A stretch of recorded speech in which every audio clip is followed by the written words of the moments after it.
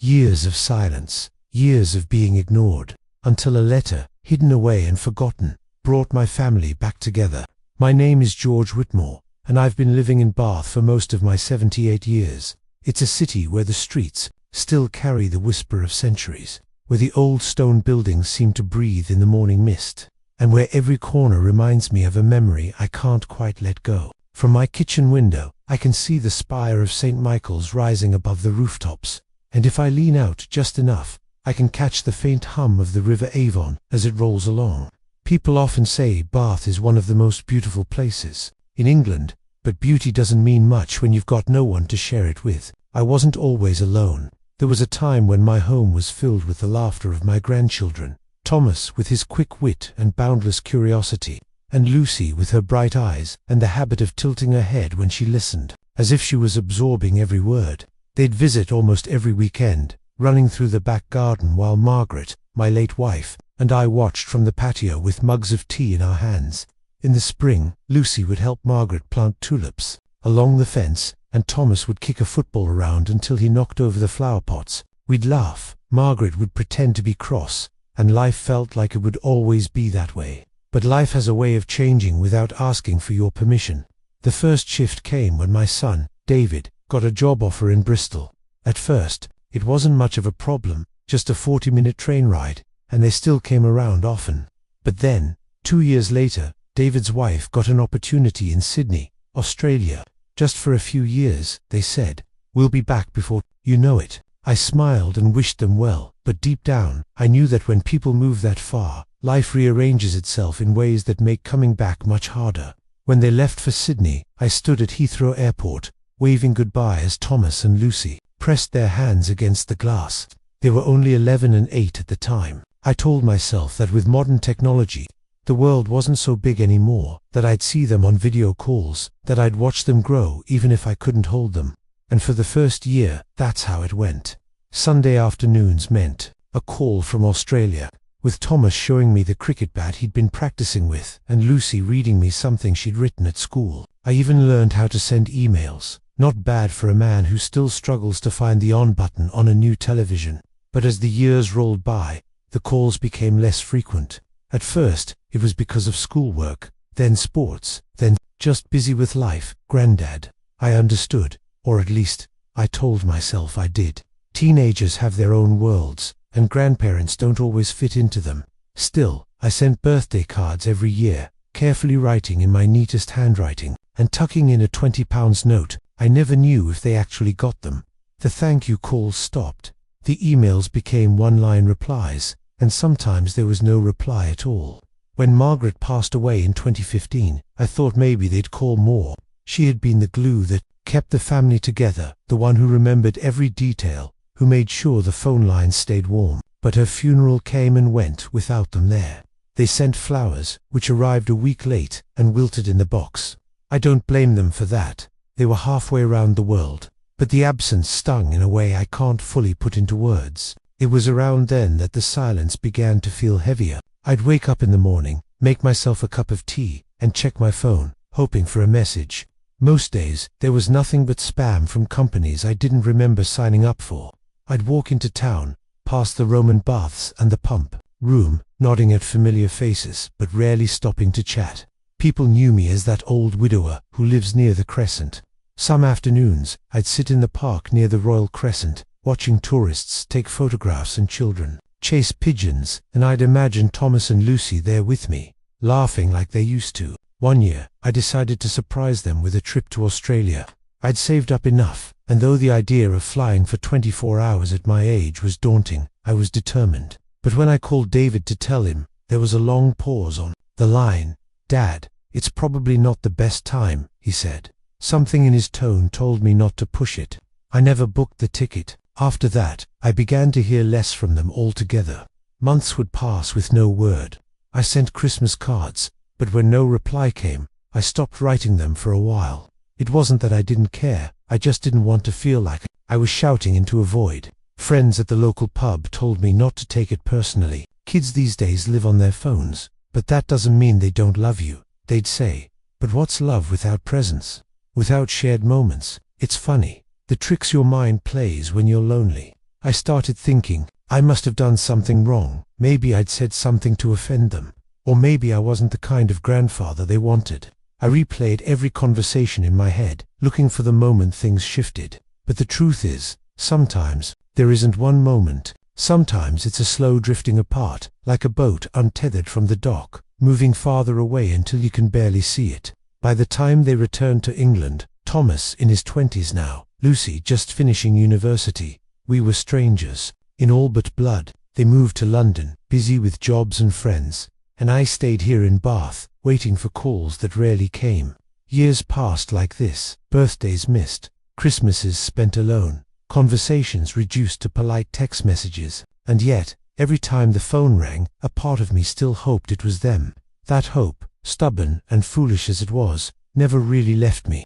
I suppose that's the thing about family. Even when they disappear from your life, they're still threaded through your memories, your habits, your very sense of who you are. Thomas's laugh is still in my ears when I hear a boy in the street shout. Lucy's habit of humming when she reads comes back to me whenever I'm in the library.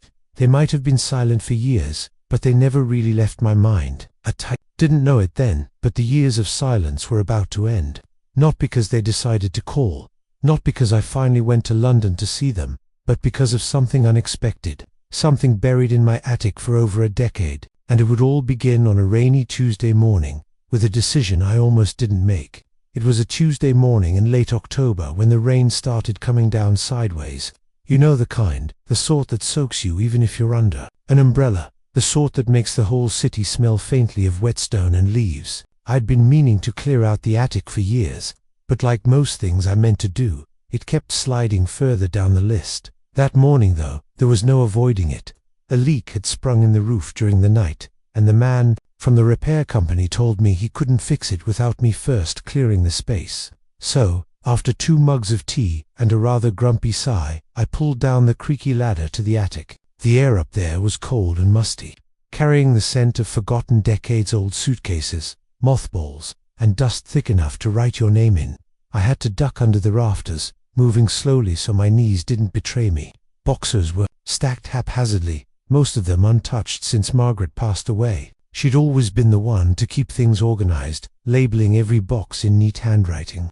Without her, the attic had become more of a museum of things I couldn't bear to throw away. I started with the boxes closest to the ladder: old Christmas decorations, a broken sewing machine, a pile of coats from the 70s that were unlikely to come back into fashion. Then, in the far corner, under a thin blanket, I found a small wooden chest. It wasn't locked, but the latch was stiff, as if it hadn't been opened in years. The moment I touched it, I remembered it from our first years in this house. It was Margaret's keepsake box, the one where she stored letters, photographs, and little mementos of the children and grandchildren. I sat cross-legged on the dusty floor and opened it carefully. Inside were layers of folded paper, birthday cards with crayon drawings, ticket stubs from seaside holidays, and photographs yellowing at the edges. I picked one up. It was of Lucy, maybe 6 years old, sitting in our garden with a smear of strawberry jam across her cheek. Next to it was a letter in my own handwriting, dated 1989, when David had gone off to university for the first time. I smiled at my own clumsy attempts to be poetic, and then I saw it. An envelope, cream-colored and still sealed, with "To Lucy, from Grandma" written on the front in Margaret's handwriting. The postmark in the corner was faint but readable. March 2009. My heart tightened. 2009. That would have been just months before they left for Australia. I couldn't imagine why Margaret would write a letter to Lucy and never send it. Knowing her, she probably meant to post it but set it aside in the chaos of packing or the whirlwind of family visits before they moved. For a long moment, I just stared at it. The paper was slightly warped with age, and there was a faint scent of lavender. Margaret's scent. I felt an ache in my chest, the kind you get when you're caught between joy and sadness. I wanted to open it, but it didn't feel right. It wasn't my letter to read. Still, the curiosity gnawed at me. What words had Margaret written that were meant for Lucy? Words that had been sleeping in this box for over a decade. I put the envelope down and kept going through the chest, but my mind kept circling back to it. What if it was something important? A story from her childhood, advice for Lucy as she grew up, maybe even an apology for something I never knew about. I could almost hear Margaret's voice in my head, warm, measured, with that gentle firmness she had when she wanted to make sure you listened. By the time I'd cleared enough space for the roofers, the letter was still sitting in my pocket. I told myself I'd put it back, but my hand refused to let go of it. When I came back downstairs, I made another cup of tea, sat at the kitchen table, and just held it there in front of me. The rain was still lashing against the window, and the whole house felt unusually still. Part of me considered slipping it into a new envelope and posting it anonymously to Lucy. But then another thought struck me. What if I delivered it in person? What if this letter, forgotten for so long, could be the bridge back into their lives? That was when the doubts began. What if she doesn't care? What if she's moved on and doesn't want to be reminded of the past? What if I turn up and she turns me away? I sat there for the better part of an hour, turning the envelope over in my hands, weighing the risks. It's strange, in my younger days, I was never afraid to take action. I worked as a carpenter for 40 years, making decisions on the spot, fixing problems as they came. But when it came to my own family, the fear of doing the wrong thing could stop me in my tracks. Eventually, I took the letter into the living room and placed it on the mantelpiece, right beneath the framed photograph of Margaret on our 40th anniversary. Her eyes seemed to follow me, just like they always did when she thought I was hesitating about something important. "All right, Margaret," I muttered. "I'll think about it." But thinking about it wasn't really an option. The letter had lit something in me, a quiet but persistent need to reconnect, to try once more before it was too late. I didn't know how Lucy would react, but I knew I couldn't just put the letter back in the attic and pretend I'd never found it. That night, I barely slept. Every time I closed my eyes, I imagined Lucy as she was in that photograph from the garden, tilting her head and smiling at me with jam on her face. I imagined her now, a grown woman in London, perhaps sipping coffee in some modern cafe, completely unaware that her grandmother's words were sitting in my house, waiting to be read. The next morning, I made a decision.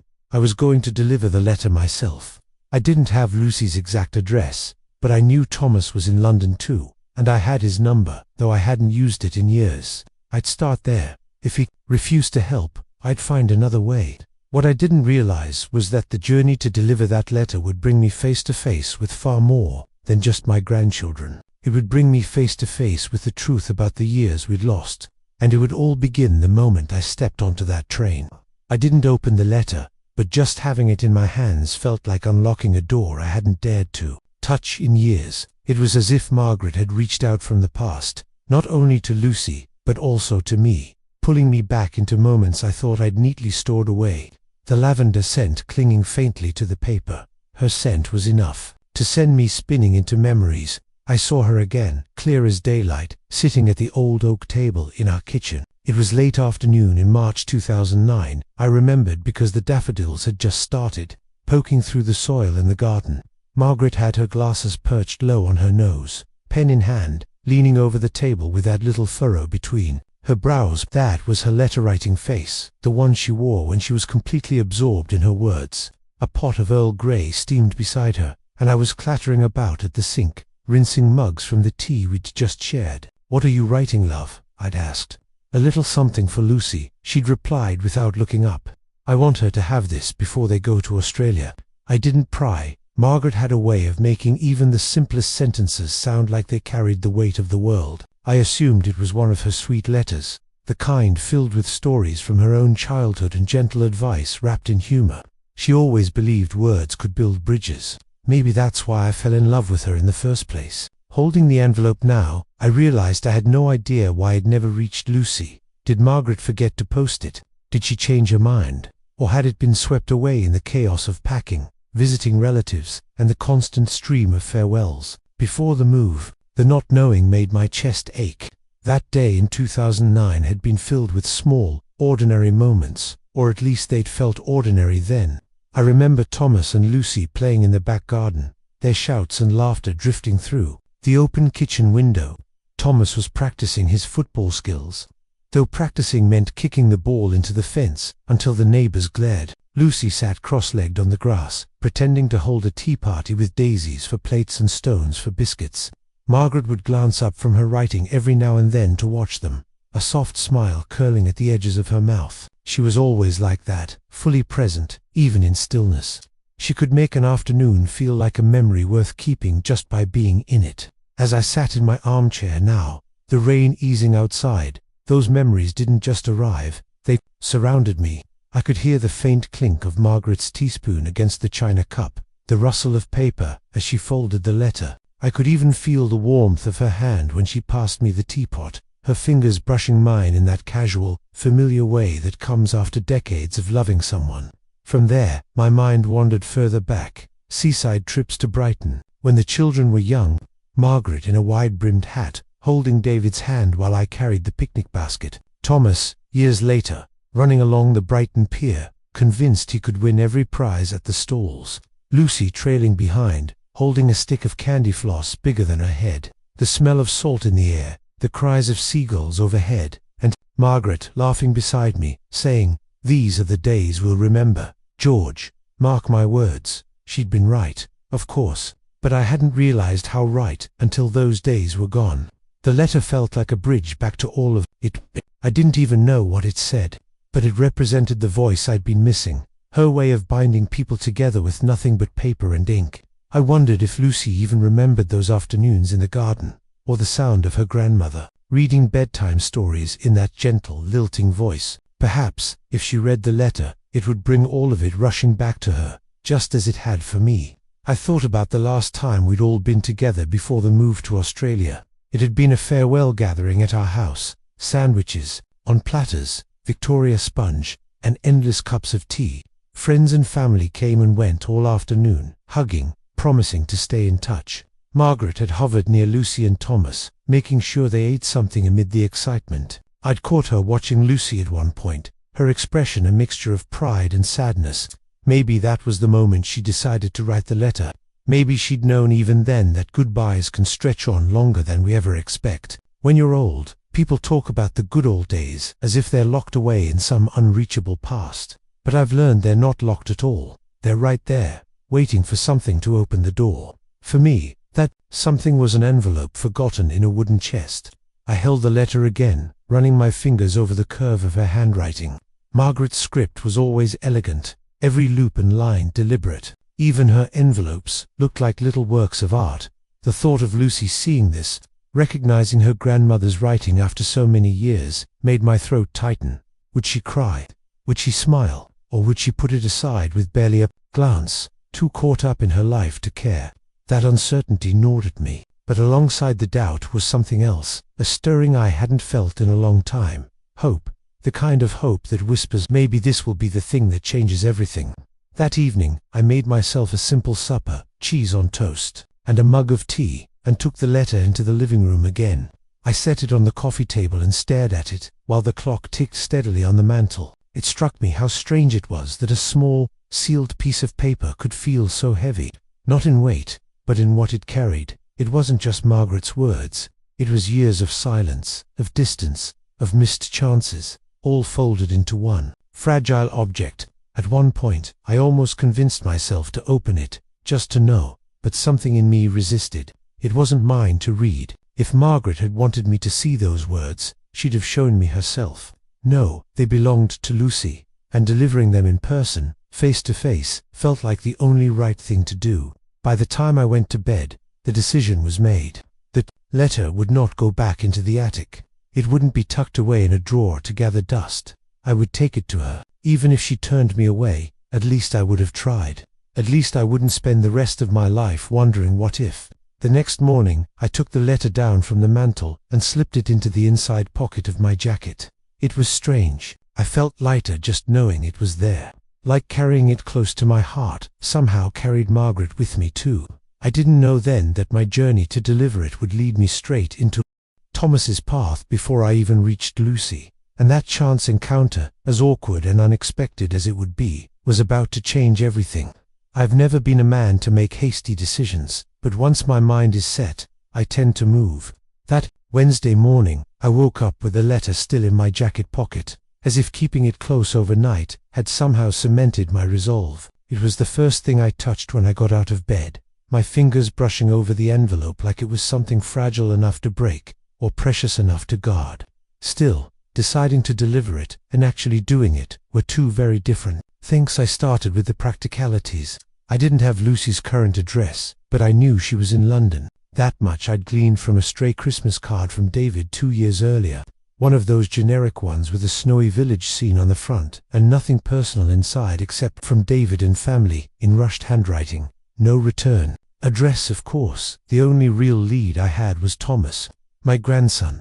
I hadn't spoken to him properly in over a decade, and the thought of ringing him out of the blue made my palms sweat. Still, I dug out the old address book Margaret had kept, the one with a cracked leather cover and her notes scribbled in the margins. There it was, Thomas's mobile number, written in blue ink, the digits slightly smudged. I must have stared at that number for 10 minutes, phone in hand, before I finally dialed. The ringtone seemed to stretch forever, each pulse giving me time to second-guess myself. Just when I was about to hang up, the line clicked.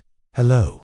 The voice was deeper than I remembered, older, but still recognizably his. "Thomas, it's Grandad." Silence. A long one.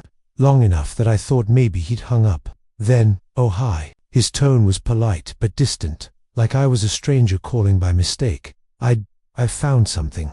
Something that belongs to Lucy. I'd like to give it to her. In person." Another pause, and I could almost hear him weighing whether this conversation was worth continuing. "What is it?" "A letter. From your gran. From before you left for Australia." That caught him off guard. I could hear the shift in his breathing. "Gran, but she..." He didn't finish the sentence. We both knew what he meant. She'd been gone for years. "Yes," I said softly. "I found it in the attic. It was meant for Lucy." He didn't say yes, but he didn't say no either. Instead, he told me Lucy lived in Camden Town, and that she was busy most days. Then, almost reluctantly, he added, "If you're coming to London, maybe I could meet you first." It wasn't much, but it was more than I'd expected. The next step was booking the ticket. I hadn't been to London in years, not since Margaret and I took the train for a weekend away in our 60s. She'd loved walking along the South Bank, stopping at second-hand bookstalls, and having coffee in little cafes where the tables were too small for the plates they served. Going back without her felt like crossing into enemy territory. Familiar streets, but missing the one person who made them matter. I walked down to Bath Spa Station that afternoon and bought a return ticket for Friday. The young man at the counter offered me an electronic ticket, but I insisted on the printed kind. There's something about holding the paper, feeling the edges, tucking it into your wallet. It makes the journey real before it's even begun. Back home, I tried to plan what I'd say when I saw them. How do you bridge a gap of more than 10 years in a single meeting? Do you start with, "I've missed you," or "Why did you disappear?" Do you pretend the distance didn't happen, or do you dive straight into the wound? I rehearsed a dozen different openings in my head, all of them sounding awkward. I polished my shoes that night, not that I thought they'd notice, but because it mattered to me to look presentable. I even went into town the next day and bought a new wool coat, dark navy, with deep pockets. The old one was fine, but Margaret had always told me, if you want someone to take you seriously, wear something that makes you feel worth looking at. I figured this was one of those times. The letter stayed in the inside pocket of my jacket. I checked it at least twice a day, as though it might vanish if I didn't. Sometimes, I'd take it out just to run my fingers over Margaret's handwriting. Every time I did, I felt the same mix of hope and fear. On Friday morning, I left the house earlier than necessary. The air was crisp, the sky low and grey, the sort of weather that makes you grateful for a scarf. I walked slowly to the station, past the bakery where Margaret used to buy our Friday loaf, past the florist where she'd stop for a bunch of tulips in spring. Every shopfront felt like a memory. At Bath Spa Station, I found my seat by the window. As the train pulled out, the city I'd called home my whole life slid away, replaced by rolling fields and clusters of autumn trees. My reflection in the glass looked older than I felt, lined, yes, but still carrying the same eyes that had watched those children play in the garden so many years ago. The journey to London was quiet. I didn't bring a book. I wanted my mind clear, but of course, it wasn't clear. It was full of questions. Would Thomas actually show up? Would Lucy want to see me at all? What if this letter wasn't the miracle I was imagining, but just another reminder of how far apart we'd drifted? Still, beneath the worry was a flicker of something I hadn't felt in years. Purpose. For once, I wasn't just waiting for life to happen to me. I was going to do something, even if it didn't work out. By the time the train rolled into Paddington Station, I could feel my heartbeat in my throat. The place was just as I remembered, the glass roof arching high above, the smell of coffee mingling with the metallic temps of train tracks, the constant murmur of travelers weaving around each other. I stopped for a moment near the statue of Paddington Bear, partly to catch my breath, partly because Margaret had loved that little bronze bear. We'd taken a photo there once, her holding my arm, laughing at how ridiculous we looked, posing next to a children's book character. I pulled out my phone and sent a short message to Thomas, here, at Paddington. No reply. I started to think he might have changed his mind, that I'd end up wandering London alone, letter in pocket, looking like a fool. But then, after what felt like a lifetime, my phone buzzed. Meet at the cafe near King's Cross. I'll be there in 20. I tightened my grip on the handle of my bag. King's Cross was just a short tube ride away, but it felt like the real journey, the one that mattered, was about to begin. What I didn't know then was that walking into that cafe would feel like stepping into a room where time had been both frozen and rewritten. Because when I saw Thomas again, older, taller, but still carrying that same look in his eyes, I realized this meeting was going to change far more than just the delivery of a letter. King's Cross Station has always felt like organized chaos. The constant flow of people, some hurrying with their eyes locked on departure boards, others drifting like they have all the time in the world, creates a hum that never really fades. As I stepped off the tube and into the main concourse, I felt that hum wrap around me, the sound of a city moving at a pace I'd long since stopped trying to match. The cafe wasn't hard to find, a glass-fronted corner place with small, round tables and the smell of fresh espresso spilling out into the station. I stopped just outside the door, scanning the faces through the window, and then I saw him. Thomas. He was sitting at a table near the back, his head bent over a cup of coffee. His hair was shorter than I remembered, styled neatly instead of the messy mop he'd had as a teenager. He wore a dark jumper, and the way he sat, shoulders slightly hunched forward, hands wrapped around the cup, reminded me of his father. My son. For a moment, I just watched him.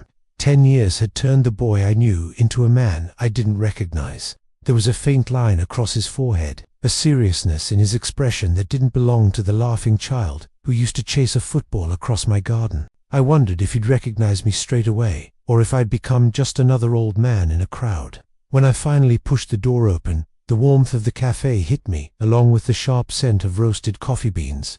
The noise of the station faded, replaced by the soft clink of cups and the low murmur of conversation. I walked slowly toward him, my heart drumming in my chest. He looked up when I was a few feet away. "Thomas," I said, my voice catching slightly. His eyes flickered surprise, recognition, and something else I couldn't quite name. "Granddad," he replied, nodding once. No smile. I sat down opposite him, careful to set my bag on the floor so I wouldn't fidget with it. For a few seconds, neither of us spoke. We just looked at each other, each trying to measure the changes. "You look well," I ventured. He gave a small shrug. "Busy. London does that." I nodded, unsure whether to take that as an invitation to ask about his life, or as a polite way to say don't pry. The silence stretched until I finally reached into my coat pocket and placed the letter on the table between us. His eyes fell to it immediately. "That's it?" he asked. "That's it," I said quietly. "From your gran. Written for Lucy. I found it in the attic last week." He didn't touch it, but his gaze lingered on the envelope like it carried more weight than paper should. "You haven't read it?" I shook my head. "It's not mine to read." There was another pause, and then he leaned back in his chair. "You came all the way to London just to give this to her?" "Yes," I said simply, "and to see her. If she see me." Thomas's expression shifted, not quite softening, but not as guarded. "It's been a long time, Granddad, I know." My voice cracked, despite my best efforts. "Longer than I ever wanted." He took a sip of his coffee, his eyes still on the letter. "Lucy doesn't talk much about before." The words stung, but I understood. Sometimes not talking is easier than unpacking years of distance. I tried to read his face, searching for a sign that he might want to bridge the gap. "Would you give it to her for me?" I asked. "Or better yet, could you take me to her?" He hesitated, and in that moment I realized this was the test. This wasn't just about the letter, it was about whether he was willing to let me step back into their lives, even a little. Finally, he sighed. "All right, she's in Camden. I can text her and see if she's free." Relief washed over me so quickly I had to grip the edge of the table to steady myself. "Thank you, Thomas." While he pulled out his phone, I watched him. He typed quickly, pausing only once before sending the message. Then he set the phone down, face up between us. The screen lit up a minute later with her reply. "I can do an hour. At my place." Thomas glanced at me. "Looks like you're in luck." I smiled faintly. I've always believed in luck, though Margaret used to say it was just preparation meeting opportunity. He gave the smallest of smiles at her name. She would say that the journey to Camden was quiet, but not uncomfortably so. We sat side by side on the tube, the rattle of the train filling the silence. I wanted to ask him about his life, his job, friends, whether he still played football, but I was afraid of sounding like an interviewer rather than a grandfather. Instead, I let the moments pass, stealing glances at him when he wasn't looking. He carried himself differently now, with the confidence of someone who'd learned to navigate the city. But there was still a hint of the boy in the way he tapped his fingers against his leg, a restless energy I remembered well. When we emerged onto the streets of Camden, the air smelled faintly of spices from a nearby market stall. The pavements were crowded, the shop fronts bright with colors, music drifting from open doors. It was a far cry from the quiet streets of Bath, and for a moment I felt out of place, an intruder in a world that didn't belong to me. Thomas led the way to a narrow building with a bright blue door. "She's on the second floor," he said. As we climbed the stairs, my heart began to race. I had imagined this moment so many times. Lucy opening the door, the look on her face when she saw me, the way her voice might sound saying my name. But now, standing outside her flat, I realized how unprepared I really was. Thomas knocked. There was movement inside. Then the sound of the lock turning. The door opened slowly, and there she was. Lucy, older, of course, her hair longer, her features sharper, but still with that same tilt of the head, the same curious eyes. For a heartbeat, she didn't move. Then her gaze fell to the letter in my hand. "Granddad," she said softly. And in that single word, I felt 10 years of silence crack. Just enough for something, maybe hope, maybe something more, to slip through. Lucy stepped aside, wordlessly gesturing for us to come in. Her flat was small but warm, a single living space with a worn sofa, a low coffee table, and plants lined along the windowsill. The faint smell of lavender hung in the air, and somewhere, in the background, a kettle clicked off. I hesitated in the doorway, unsure if I should remove my coat or keep it on, as if being ready to leave at a moment's notice might protect me if things went wrong. Thomas gave me a small nod toward the sofa, and I took a seat. Lucy sat opposite me in an armchair, tucking her legs beneath her. The letter felt heavier in my hand than it had all morning. I turned it over once, twice, tracing the handwriting. On the front, Margaret's handwriting, slanted, neat, and unmistakable. "I found this last week," I began, my voice low. "In the attic. It was addressed to you, your Gran. She must have meant for you to have it, but it never reached you." Lucy's eyes stayed on the envelope. "Why now?" she asked quietly. "Because I couldn't keep it any longer," I admitted. "Too many years have gone by already." I held it out to her. She hesitated, then took it, her fingers brushing mine. She didn't open it straight away. Instead, she stared at it for a long moment, as though she was weighing whether she wanted to hear what was inside. Finally, she slipped a finger under the flap and broke the seal. The sound seemed impossibly loud in the small room. She unfolded the paper slowly, smoothing it on her lap before beginning to read silently. Her eyes moved across the page, and with each line, her expression shifted, a faint smile, a tightening of her jaw, a blink that lingered too long. Thomas leaned forward slightly, his brow furrowed, as though he too was trying to read her reactions. After a minute, she stopped, her gaze fixed on the bottom of the page. Then she looked up at me. "Do you want to hear it?" she asked. "Yes," I said, my throat dry. She cleared her throat and began reading aloud. Margaret's voice seemed to echo in the room through Lucy's, carrying warmth and a kind of matter-of-fact tenderness that had always been her way. "My dearest Lucy, if you're reading this, it means time has slipped past me quicker than I hoped. I want you to know that you've always been in my thoughts, even when life kept us apart. Family is like a garden. Sometimes weeds grow between the flowers, but that doesn't mean the roots aren't still connected. Don't let distance make you believe you were ever unloved. You are part of us. Always." Lucy's voice faltered on the last word, and she stopped reading. She folded the letter carefully, as though afraid it might tear under the weight of her hands, and set it on the table. I felt a lump rising in my throat. Margaret had always known the right words, simple, but enough to cut through whatever walls people built. I blinked hard, but the sting in my eyes didn't fade. Thomas was the first to speak. She really meant that. Yes, I whispered. Your gran never said things she didn't mean. Lucy looked at me for a long moment, and in her gaze I saw both the little girl who used to fall asleep in my lap during Sunday films and the woman who'd spent years believing I'd let her drift away. I don't know what to say, she murmured. You don't have to, I said. Just knowing you've read it, that's enough for me. But it wasn't entirely true. I wanted more, a conversation, a second meeting, a chance to make up for the years I'd lost. Still, I knew this wasn't the moment to press. The letter had opened a door, but stepping through would take time. Lucy reached for the letter again, holding it in both hands. Can I keep this? Of course, I said. She gave a small nod, then leaned back in her chair. The room settled into a quiet that didn't feel as heavy as before. The kind of quiet that suggested something had shifted, even if it was just by an inch. For the first time in years, I felt like I wasn't entirely on the outside looking in. After a while, Lucy suggested we go out for some air. Camden was just waking up from its late morning quiet, the streets slowly filling with market vendors setting up their stalls, the smell of freshly brewed coffee spilling from small cafes, and the sound of distant buskers tuning their guitars. We stepped outside together, Lucy, Thomas, and me, walking side by side, but with just enough space between us to remind me that this was still new territory. The November air was crisp, carrying the faint scent of rain on stone. I tucked my scarf a little tighter around my neck. Have you been to Camden much? Lucy asked, as we passed a stall selling second-hand books. Not in years, I admitted. Your gran and I came once in the early 90s. She bought a ridiculous hat, purple with feathers, wore it all day like she was on holiday. Lucy gave a small laugh, the first I'd heard from her since I'd arrived. Sounds like her. We wandered past vintage clothes racks, the owners greeting regulars by name, and small food stalls with steam curling into the air. The atmosphere was alive, almost chaotic, but somehow comforting.